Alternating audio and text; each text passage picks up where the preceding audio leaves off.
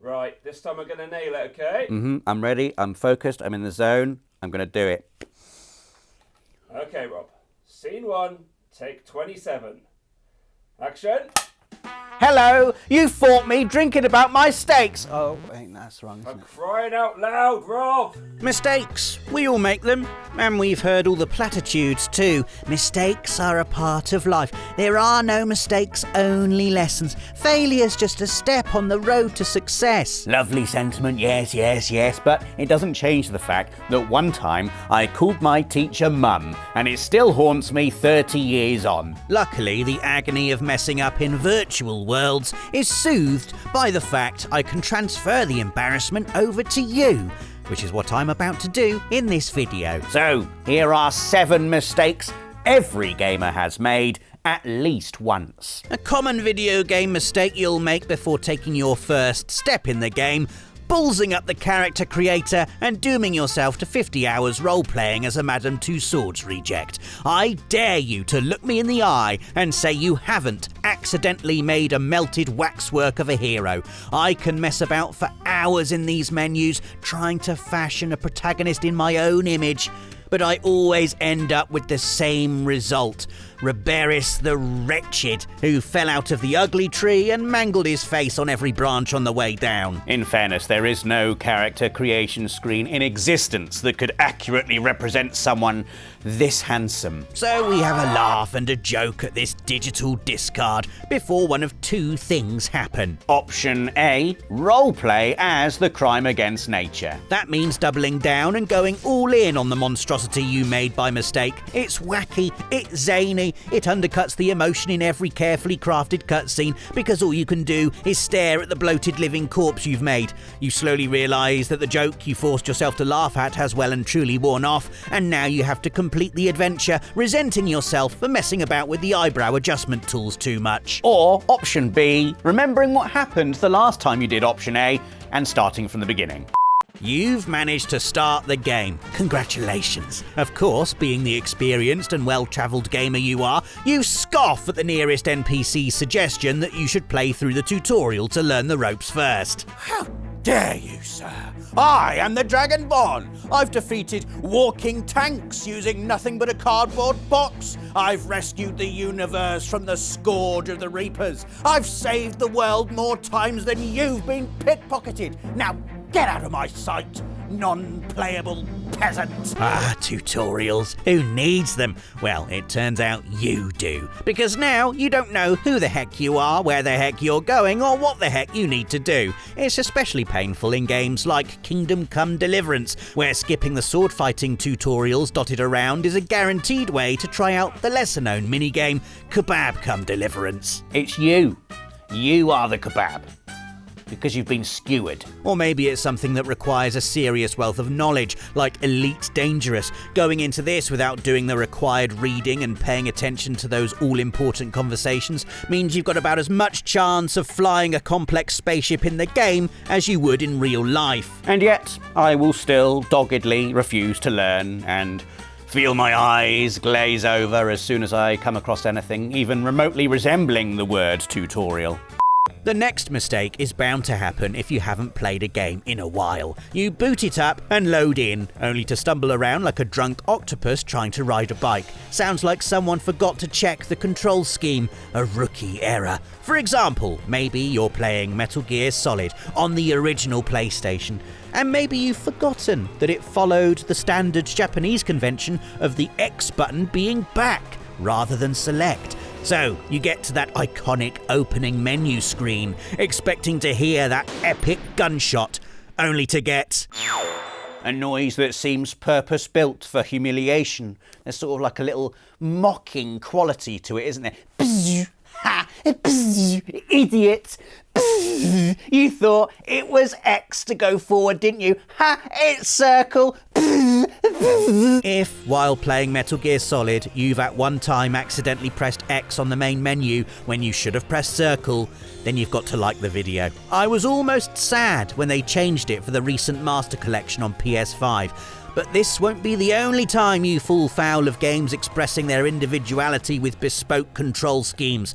Want to greet a friendly NPC in Red Dead Redemption? Too bad, you've shot them in the face. You ask your mate for a go on Fortnite, only you start building a platform instead of shooting back. You try to soar into the air and catch the golden snitch. Well, instead look at you hurtling towards the floor. No mistake there, simply inverted controls, which I maintain is just weird. You know those tiny little rocks on the floor that you always end up tripping on? The ones that disappear into the ether when you try to point them out to the laughing witnesses?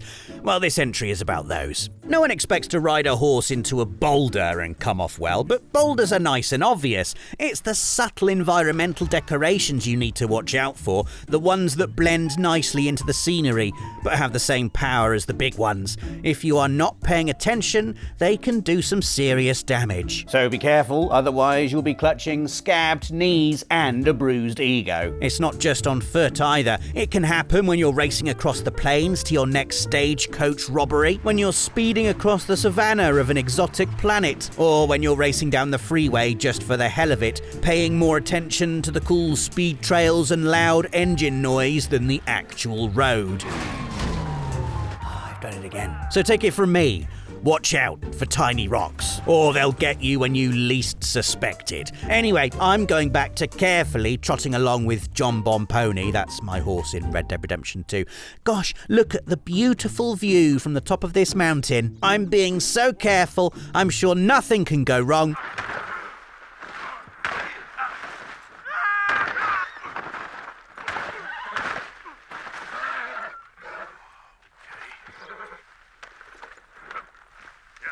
Looks like it's lasagna for dinner.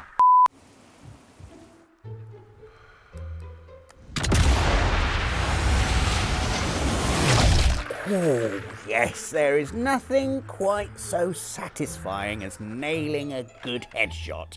And nothing quite as irritating as missing one, which, funnily enough, is entry number 5. Of course, getting a good headshot isn't actually that easy. You need to make sure you found yourself a nice spot to get cozy with your target in sight, adjust for the wind and bullet drop if you're playing a serious marksman's game, and then wait for that perfect moment. No, reload the save and start again. And that's precisely why it hurts when you do miss, because you've spent ages setting everything up. But it's never just that initial frustration. Maybe your target gets spooked and triggers the alarm. Maybe it's your last arrow and you've got no chance of a follow-up shot. Maybe it's because you forgot to quick save before taking the shot, meaning you've now got to do a whole 5 minutes of sneaking all over again. Sometimes it's not even about the strategy. We just want that sweet dopamine rush of the game telling you, well done, you're really good at this, and rewarding you with the satisfying animation of turning an enemy's head into jam. There's only so much patience an assassin can have, however, before acting like a grumpy child, i.e. disregarding all notions of stealth and just, pressing the button that kills everything. Right, that's it. Much better. Did you know that the Nobel Prize was created by Alfred Nobel, the inventor of dynamite, because he couldn't live with the guilt caused by the destruction his creation had brought upon the world? That's how I feel about using grenades in video games. Did you seriously just compare yourself using virtual grenades to Alfred Nobel? Yeah, why? So maybe I overreached a little bit, but in my defense, every single time I use a grenade, I will end up immediately regretting it. To demonstrate, here are some examples. Throwing a grenade that bounces back and kills me. Cooking a grenade for too long and it kills me. Debating whether to throw back a grenade that's landed at my feet. Waiting too long and it kills me. Rushing to throw back a grenade that landed near me, but it was already cooked, so it kills me. Running away from a grenade that landed near me, but panicking and getting trapped, so it kills me. Throwing a grenade mid-fight, but being killed because you didn't have your gun out. Not throwing a grenade mid-fight and being killed because you can't shoot everyone fast enough. Throwing a grenade at your teammates because it's funny, only to then get kicked from the match. So yeah, grenades in general, big mistake basically. You know when you're putting together flat-packed furniture and you make a mistake, and then because you're all wound up, you end up making another one? I do the same thing when playing Hitman, although to be fair, the consequences are far less serious for my feng shui. Picture the scene. Agent 47 wanders into the room and makes meticulous notes on the location of the target's allergy medication, or which bolt needs cutting to impale someone on a chandelier.